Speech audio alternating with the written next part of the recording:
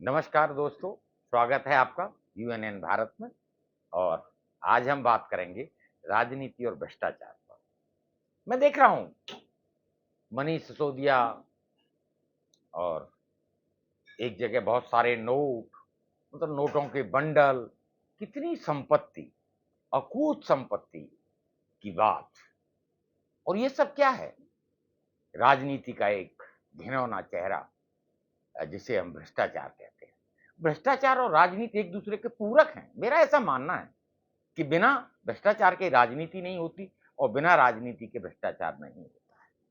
अगर राजनीतिक इच्छा शक्ति ईमानदारी की है और शासन प्रशासन मुस्तैद है, तो जो नोटों को जखीरे और जो बंडल मिलते हैं, वो शासन प्रशासन कहां सोया होता है जब इतना काला धन या इतनी अकूत संपत्ति उस व्यक्ति विशेष के पास इकट्ठी होती है।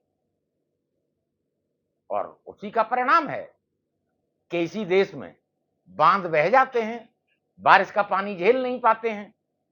और दूसरी तरफ हम जीरो टॉलरेंस की बात करते हैं।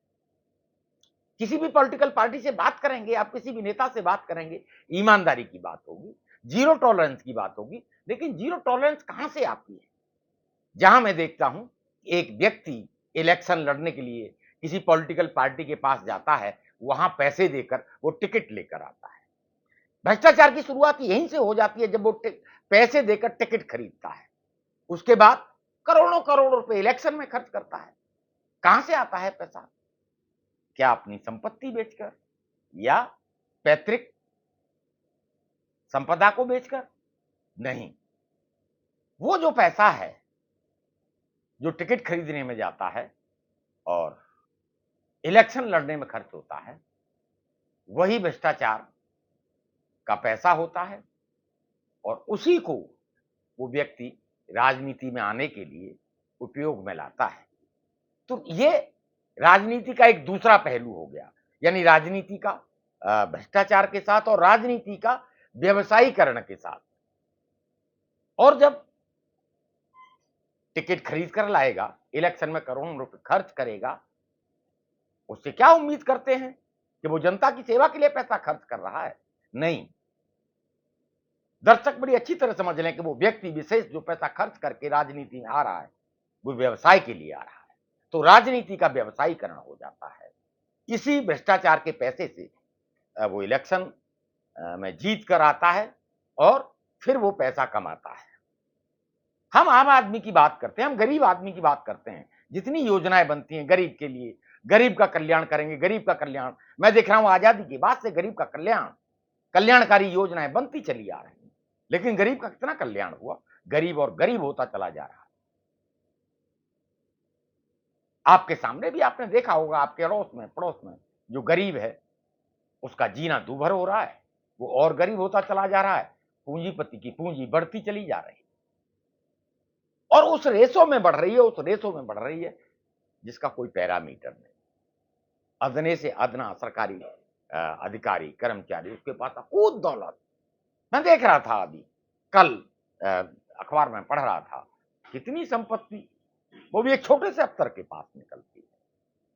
क्या हो गया है कि जीरो टॉलरेंस की नीति होते हुए, सभी पॉलिटिकल पार्टियों की इच्छा शक्ति होते हुए कि भ्रष्टाचार पर अंकुश लगाना है, तो भ्रष्टाचार पर अंकुश क्यों नहीं लग पा रहा?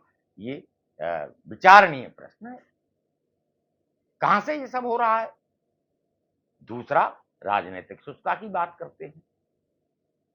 जब आप राजनीतिक सुस्ता की बात करते हैं, तो राजनीति में अगर सुस्ता आ जाए तो मैं समझता हूं भ्रष्टाचार खत्म हो जाएगा। लेकिन राजनीति में सुस्ता है नहीं। आंकड़े उठा के देख लीजिए, इलेक्शन कमीशन क्या कहता है? जो भी कैंडिडेट हैं, करोड़पति अरबपति, बात करते हैं गरीब की। लेकिन जब टिकट देने का नंबर आएगा तो कोई भी पॉलिटिकल पार्टी किसी गरीब को टिकट नहीं देगी। एक्सेप्शनल केस, एक दो केस मैं बात करता हूं कई पॉलिटिकल पार्टी के नेताओं से कि भी कितने ईडब्ल्यूएस कैटेगरी में आपने टिकट बांटे।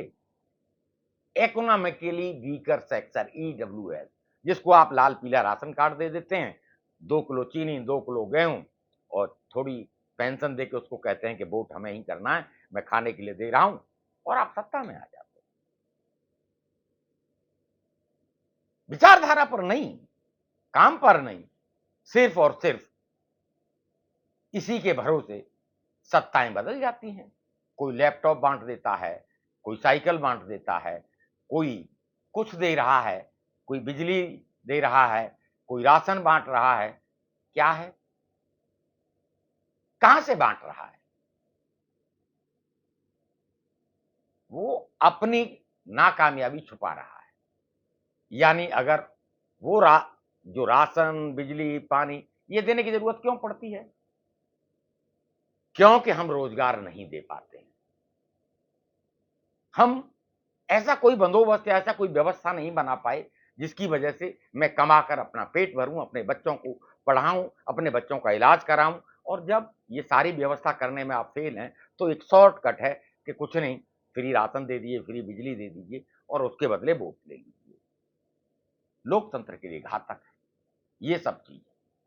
कोई नहीं चाहता कि अपनी खुददारी को मारकर वो इस तरीके से हाथ फैलाए और सरकार से कोई अनुदान ले, लेकिन उसे अपने जीवन यापन के लिए कई बार मजबूरी में ऐसा भी करना पड़ता है। मैंने देखा कोरोना काल में बहुत सारे मिडिल क्लास के लोग, खाना उनके घर में नहीं था, लेकिन उस शर्म की वजह से उस लाइन में नहीं गए, वो जहां राशन बट रहा था या खाना बट रहा था कि लोग क्या कहेंगे।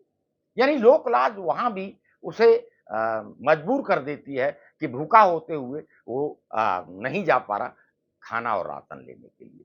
और दूसरी तरफ हम स्वच्छता की राजनीति में बात करते हैं, चंदे का सोर्स नहीं बताएंगे, आरटीआई के दायरे में नहीं आएंगे, बात स्वच्छता की करेंगे। यानी कथनी और करनी का फर्क। एक तरफ पॉलिटिकल पार्टियां कहती जीरो टॉलरेंस है, दूसरी तरफ वो कहेंगी कि नहीं, हम पॉलिटिकल पार्टी हैं, हम आरटीआई के दायरे में नहीं आएंगे, हम चंदे का सोर्स नहीं बताएंगे। क्यों नहीं बताएंगे? जवाब जनता के लिए है, जनता से आपको वोट लेना है। और ये पैसा भी जहां से भी आ रहा है, जनता को जानने का हक है। विडंबनाएं बहुत सारी हैं। बात हम भ्रष्टाचार की कर रहे थे, तो राजनीति का भ्रष्ट स्वरूप देखने के लिए डेली अखबार में देखिए आप, कहीं ना कहीं आपको मिलेगा अमुक जगह भ्रष्टाचार। और मुझे ताज्जुब जब होता है कि घोटाले और भ्रष्टाचार में जो खबर होती है हजारों करोड़ की होती है, लेकिन रिकवरी एक पैसे की नहीं। अभी पिछले कुछ दिनों में एक हुआ है कि भी ईडी संपत्तियां जब्त कर लेती है, प्रशंसनीय कदम है, यही होना चाहिए। लेकिन एक और होना चाहिए कि अगर ये पेन चोरी होता है,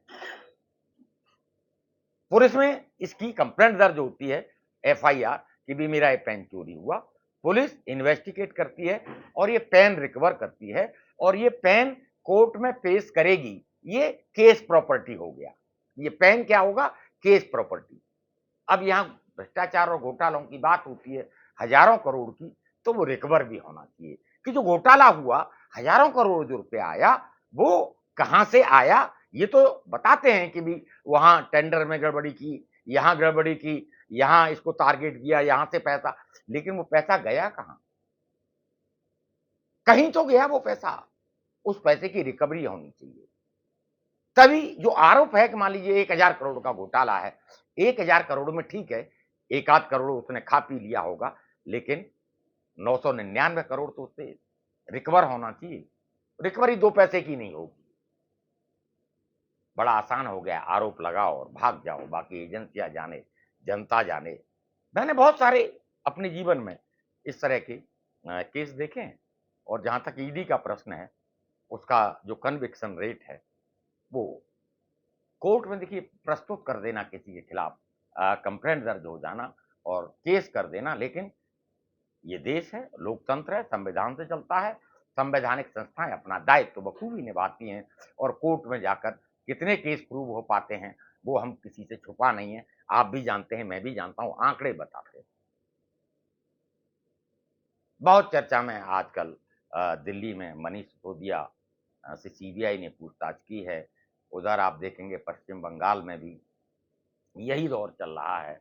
और मध्य प्रदेश में तो बांध बह गया, लेकिन वहाँ कोई इंक्वायरी अभी सेटअप नहीं हुई है, ईडी सीबीआई की कोई कार्रवाई नहीं हुई है। और विपक्ष इस बात को उठाता है कि भी पूरा बांध बह गया और कोई इन्वेस्टिगेटिंग एजेंसी वहां काम नहीं कर रही है तत्परता के साथ, तो प्रश्न तो उठेगा और जवाब तो देना होगा कि एक तरफ हाईवे धंस जाता है, दूसरी तरफ बांध बह जाता है। कार्रवाई सुनिश्चित करना लोकतंत्र में चुनी हुई सरकारों का दायित्व है। और बहुत हम सब जानते हैं एक एमएलए चुनने के बाद जब वो एमएलए बनता है उससे पहले उसकी संपत्ति कितनी होती है, और एमएलए बनने के बाद अगली बार वो जब घोषणा पत्र भरता है उसमें उसकी इनकम देखिए। क्या आम आदमी की इनकम उस रेशो में बढ़ती है जिस रेशो में एक एमएलए, एक एमपी और एक प्रधान, और तो और छोटा सा मैं देखता हूं जो काउंसलर होता है उसके भी ठाट बदल जाते हैं 5 साल। और कई बार यही चकाचौंध भ्रष्टाचार को जन्म देती है और दूसरे लोग पैसे देकर टिकट खरीद कर राजनीति में इसीलिए आते हैं कि अमुक व्यक्ति काउंसलर बना और उसने इतना पैसा खर्च किया और इतना पैसा कमाया, तो मैं भी इतना पैसा खर्च करूं।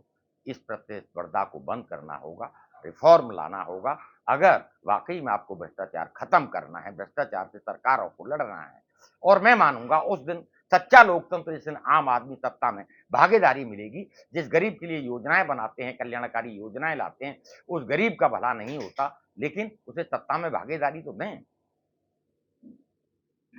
टिकट वितरण में कहां भूल जाते हैं, उनको इलेक्शन लड़ाया जाए और जब गरीब संसद में पहुंचेगा, किसान जब संसद में पहुंचेगा, तो वो अपने बारे में, अपनी व्यथा के बारे में बहुत अच्छी तरह अपना प्रस्तुतिकरण दे पाएगा और अपने लिए जो योजनाएं बनेगी उससे कैसे कल्याण हो सकता है उसका कल्याण भी होगा।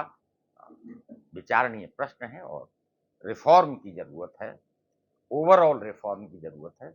जब तक रिफॉर्म नहीं होगा तब तक न गरीब का कल्याण होगा, न मजदूर का कल्याण होगा, न उसे सत्ता में भागीदारी मिलेगी। मेरी आपसे गुजारिश है, अगर आप मेरी बात से सहमत हैं और मेरे विचार आपको अगर प्रभावित करते हैं तो प्लीज चैनल को लाइक करें, सब्सक्राइब करें। जिससे आप लाइक करेंगे और सब्सक्राइब करेंगे तो हमारा उत्साहवर्धन होगा और हम इसी तरह की विवेचना आपके समक्ष प्रस्तुत करते रहेंगे। नमस्कार।